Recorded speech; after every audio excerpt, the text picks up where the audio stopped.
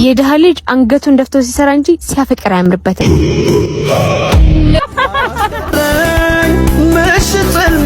ጽዳት ሰሪ ቆይ አንቺ ላይ ምንድነው ያፈዘዘው?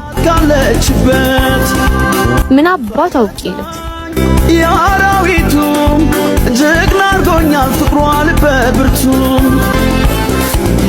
ሰላም ኪዱ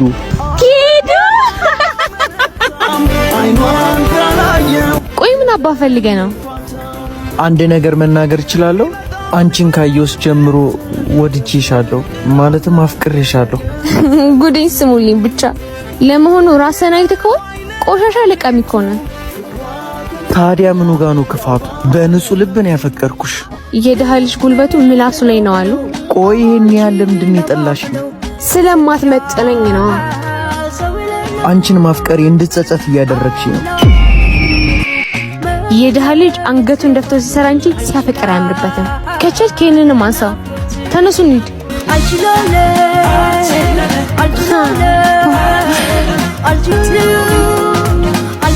እችን ደግሞ ያዛት ላጸዳህበት ይሆናል።